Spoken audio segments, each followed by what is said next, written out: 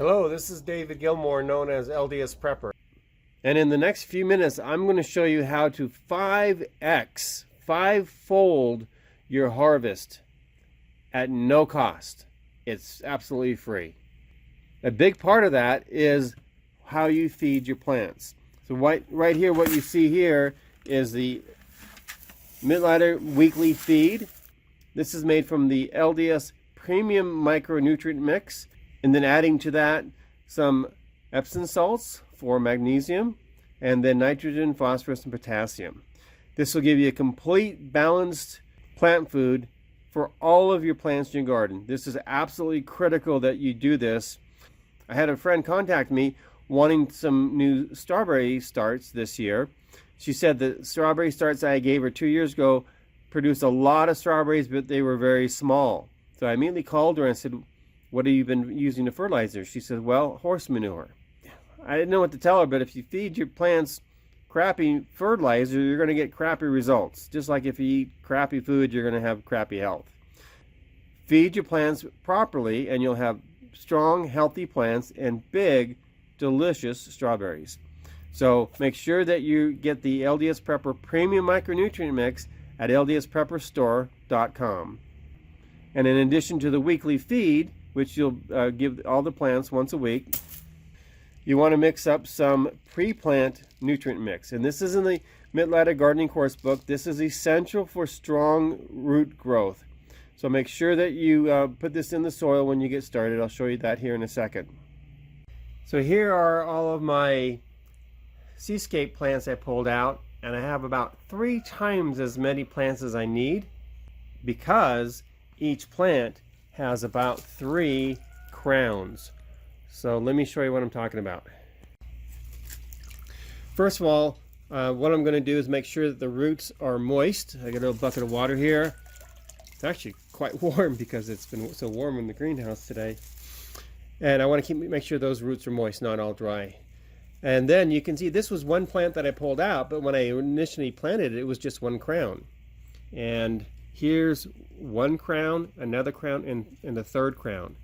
So that's 3 plants there. So you can go buy plants every year if you want. The plant sellers would like you to do that. But here, I'm just going to gently kind of work these roots off, untangle them.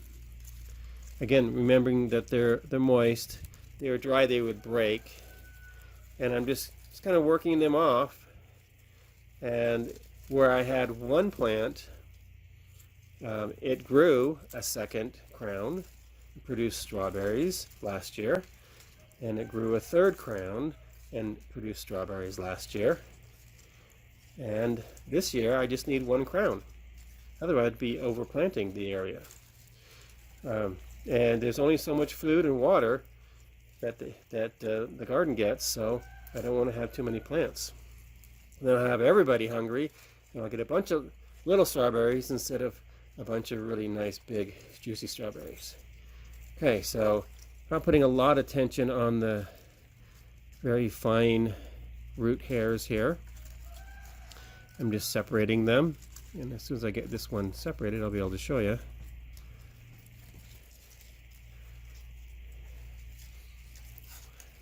I like this because I think these plants are healthier than the dormant plants I buy, because look at all these roots. I mean, this is full of roots. When you get plants, you usually don't have that many roots. Okay, so that's 1 complete crown right there. And then what I'll do is I'll take all the old dead growth off, just go through and just pull it off, just like this. So you can kind of see how it transforms into this great looking little plant. Pull that off. Anything that's kind of brown, dead, I just pull off. And that will leave me with just a nice healthy plant. Now I could also pull these leaves off and just leave this down here. This is where the new growth is, and that would be fine too. You can actually see the new growth coming out here. But since these plants are nice and healthy, and I don't see any insects on them or diseases, I'm going to go ahead and just leave those on. Although I could just snip those off and they'd probably be just as well. So what am I going to do with these extra plants? Well, I only have so much garden space, and so the ladies on the ladies only radio net this morning in my area, actually, I announced that I'm giving away strawberry starters. And I announced it on the radio. So if they missed today, the radio's net, then they missed the announcement.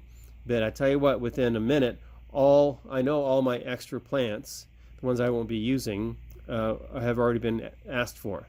So you could either triple your garden, literally at no cost, simply by each year doing what I'm doing, and that is, I think that's a root. Yeah, I'll just leave that one there.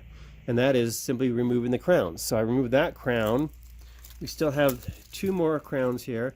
And how I determine whether to remove it or not is if I break it, will it have roots? So lots of roots here on this side and on this side. So I'm just going to it'll break it in a normal place, just like that. And I got 3 gorgeous plants to plant. So I can have a great garden and bless the lives of my fellow gardeners and preparedness-minded people by sharing the plants I'm not using, saving them quite a bit of money in getting plants. It is February. They're not going to plant these outside, so they'll just take some potting mix in a little potting pot, and like one of the little disposable ones, put some potting mix in there, put this in there, water just like I did in the garden, and they'll be bright and healthy and strong when springtime comes to put them in the garden. So that finishes up for the Albion, and now I'm over at the Seascape variety, and this particular one, and most of these, unlike the Albions, have 3, 4, 5, 6, 7 different crowns in one plant. So this is what it looks like originally. Let me get this cleaned up and I'll show you what we get. So you can really, really expand your garden very quickly in 1 year, anywhere from 3 times to 7 times. So probably an average of 5x your yield, literally at no cost, just simply by taking the time to separate the crowns here. I don't want the roots to be dry and brittle when I separate the crowns. So I just put them in water out here in the greenhouse, and I'll go through and separate them. Well, I had 60 plants originally planted in this 30-foot section. If the average is 5 crowns per plant, 5 times 60, I'll probably be giving away, and I'll be keeping 60, probably be giving away somewhere around 150 to 200 plants to my friends and neighbors on the radio group. By the way, say hello to Poppy. Hey, Poppy. And so they can start enjoying some strawberries. Let me just be clear. I want to help and bless my neighbors and friends, but I'm not going to do their work for them. So I will be separating the plants that I need to go back into my garden, and then I will just give them a cluster, and we can count the heads on here. Here's another one I just grabbed. It's 1, 2, 3, 4, 5, 6, 7. This probably has 7 heads on it also, or crowns. And I'll give them to them like this, show them what they need to do, and then if they really want the strawberries, then they'll take the time and go through the work that I did to separate these and put them in their garden. I don't want to give them fish already filleted and packaged.